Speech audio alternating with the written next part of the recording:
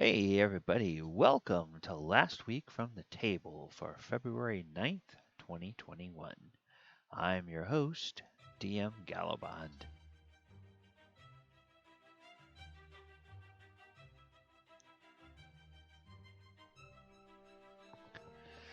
Alright, so this past week we did not have a game on Sunday. The reason is because here in the US of A, the first Sunday in February has traditionally become uh, the date of the Super Bowl. And that's kind of like, for those who follow sports in other countries, it would be kind of like the FA Cup final, the um, race to decide the Formula One championship, the World Cup final, and um, you know whatever other sporting event uh, that you hold near and dear. Uh, all wrapped into one. It's kind of a big spectacle on that day. And even in a time of COVID, you know, by golly, we had the game, um, and it's also traditionally become the time when Madison Avenue rolls out all of the big new ad campaigns, and they try to make clever advertisements. Um, and so even the breaks between the action and the game are supposed to be entertaining. So we had no game on Sunday this week, and instead we only had the other two games. So let's go ahead and talk about what happened in those two particular sessions that we had. On Thursday night, we are in the Sword Coast Chronicles, and for the second week in a row, the characters have been in Gracklestug, the home of the Duergar. And most of the evening was actually pretty much the entire evening happened inside the Shattered Spires Tavern. Um, the weekend before, or the session before, I should say, Falliger the Bard had been setting up to do a performance that night, and the crowd was pretty much packed. But 2 hours before he went on, a bunch of Darrow, who are certain Underdark denizens, that they're not quite gnomes, they're not quite dwarves, but they're other humanoids that live there in the Underdark.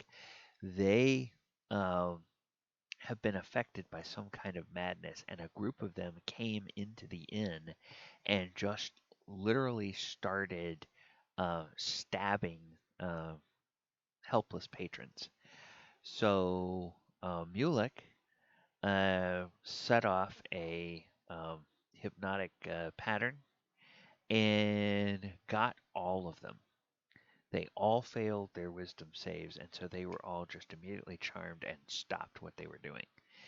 And so the party ran over and tied them up, and Mulek then went over um, to the one patron who had been stabbed and was unconscious, and used some of his healing magic on him. But that caused quite a stir because, as an artificer, Mulek has little devices and little mechanical things that help him do his magical spells. And the thing that helps him with healing is a little device that looks like a mechanical spider. And as soon as all the Duragar saw this mechanical spider thing crawl out and start crawling all over the fallen tavern patron, they all scattered and they were like pointing at him and like, Drow? I mean, he looks like a human, but he's acting like a drow because he's messing with spiders. And so the party had to go, no, no, no, no, no, no, no. He's not a drow. He's not even a an elf. Had to kind of calm them down. And a few rounds later, a bunch of the Stone Guard, who are the city watch, they came in and they started taking statements. And they said, right, these Darrow came in, they attacked. These adventurers stopped the attack, helped them. Okay, adventurers, thank you. You've done a service for the city. And you, Darrow, all right. Um, we are just going to mete out justice right here. And they basically just took them outside and killed them on the spot. And, you know, no more paperwork. That's done. And so the party was like, oh, crap. These guys don't mess around. But they did, um, some of the Stone Guard did say they would come back to hear the performance because they had heard about this Faliger the Bard. The word has been spreading through town. Famous surface bard Faliger was going to be playing, and they brought the king. They brought the king with them when they came back to the performance. Actually, the king showed up towards the end of the performance, fashionably late, and he showed up with his consort shawl, the one that everybody says has been making the king act kind of weird ever since she's been around for the last 2 months. And so as we ended the session, the king had invited the party to come back to the royal hold and spend the night in the king's palace for all intents and purposes. And there would be some. Um, there would be a feast the next night, and they hoped that Faliger would play for that feast. And so the party's going to get to understand a little bit more about what's going on um, from the internal politics of the town. They've learned a little bit more about this wormsmith. They've learned that the wormsmith is in fact a an adult dragon. That an adult red dragon that goes around and keeps the fires of the forges lit. Um, they also have learned that the Keepers of the Flame, which are kind of like the um, guild that's supposed to be sort of the protectors of the dragon, that they may have some they may have some ulterior motives uh, in terms of the fact that they usually keep a red dragon egg around as soon as the current wormsmith becomes an adult, because they like to be able to, before the dragon gets too powerful, they like to be able to get rid of the current wormsmith and start raising a new wormsmith from the egg that will be nice and docile and trainable. Um, because the older dragons get, the more they realize, hey, wait a minute, I'm a dragon. I should be in charge. I shouldn't listen to what these puny humanoids tell me to do. And so it's possible that the current Wormsmith is getting about to that point in his maturation where he's starting to realize, wait a second, something's backwards here. um, the king, is acting strangely, and there's a madness, obviously, that they have already seen in evidence because of the Darrow and the way they attacked the people in the tavern. So lots of weird things are going on. So come and join us 8 p.m. Twitch.tv/Gallibond. Find out what's going to happen next session. Um, and this session or this game is really a lot of fun. Now we've got 4 very strong players, and they can carry things in a lot of different directions. So A lot of times it's just show up and see where they're going to go with the plot, and so that's a lot of fun. All right, then on Saturday night we have the Lost Mine of original D&D, and we had to deal with the death of um, a PC and an NPC from the week before. Mason, the thief, uh, died in a fight with the zombies, and Barker, one of the NPC fighters, also died or one of the NPC henchmen, I should say. He was a fighter, but he was a henchman. He died.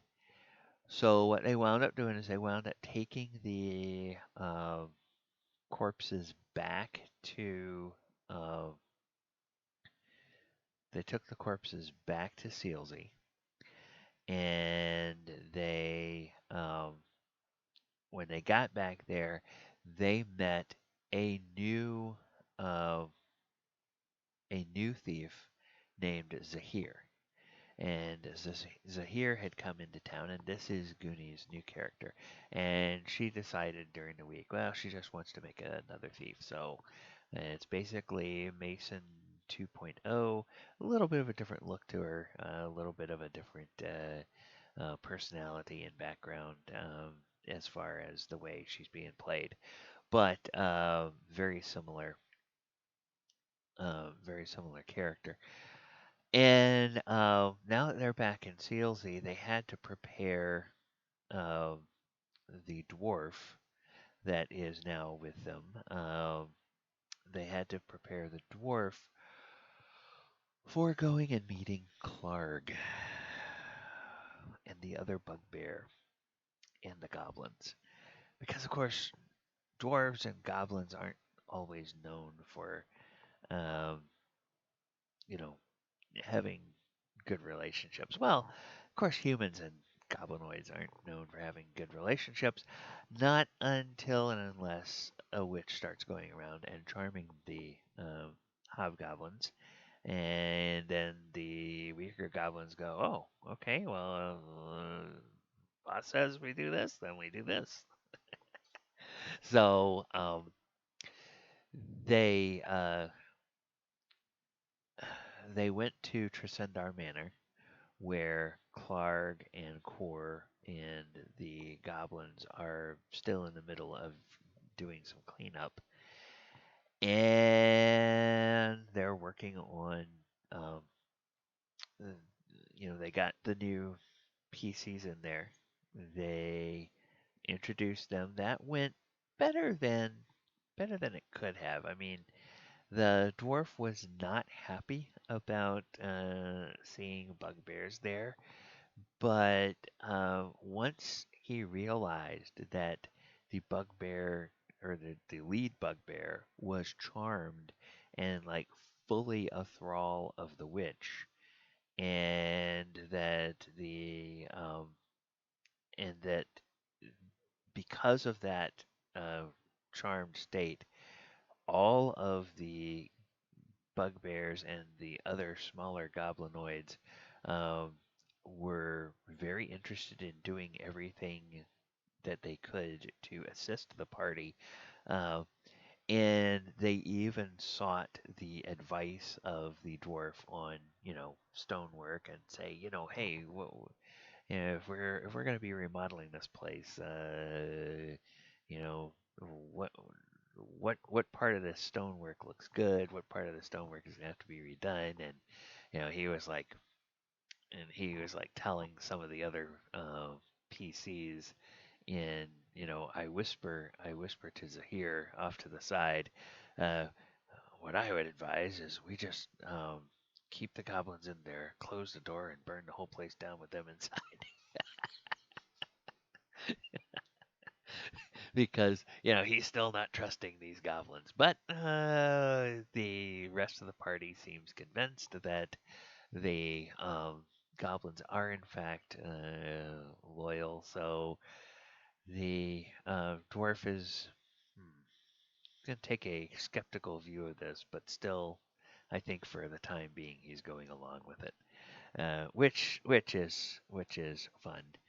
Um, the cleric character was interested to find out that they have uh, they have prisoners that were from the old red brands, and that they weren't that the party had kind of a uh, kind of a bloody plan for them. Several people in the party were suggesting that they should just feed the prisoners to the green slime. And the cleric was like, no, no, no, no, no, no, no, no, we can't do that. We can't do that. We got to give them a chance to repent. And, maybe they will follow along. We've already lost one henchman. Maybe we can, yeah, maybe these guys could be convinced to, uh,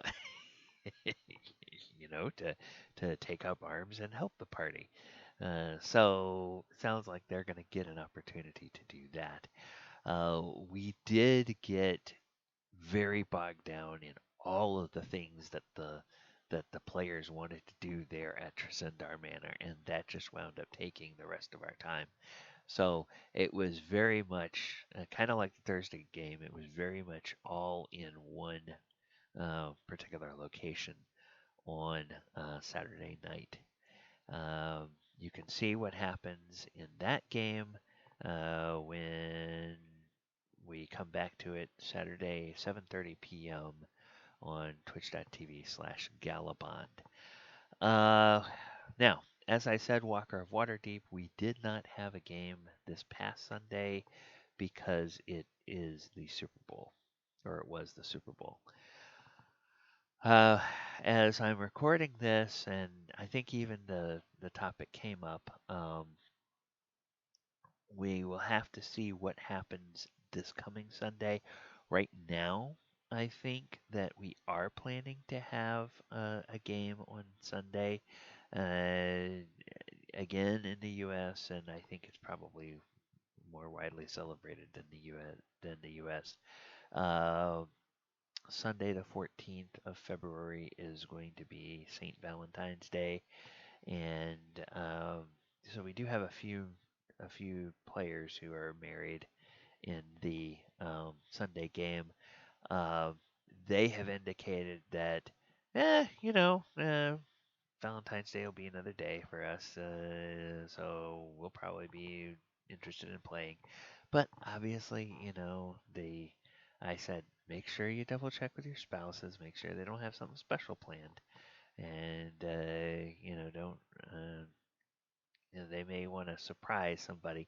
So I'm 70% sure we're going to have a game on Sunday, but I'm going to just hold on to that until I get absolute confirmation from my players that nobody is going to have a conflict on Sunday afternoon so that we can play. All right. Well, that's going to do it for this week's recap. Thank you guys for stopping by and checking this out. Down in the description, you'll find the information of how you can follow me on Twitch, as well as all of the other social media platforms. Also, please subscribe to the channel, like the video, share the video, click the post notification bell, tell your friends um, that about what's going on in here, and then come and join us for some of our live streams. We will talk to you next week. And remember, try to make your games memorable so that you can have tales from your table that you can share as well. Good night, everybody.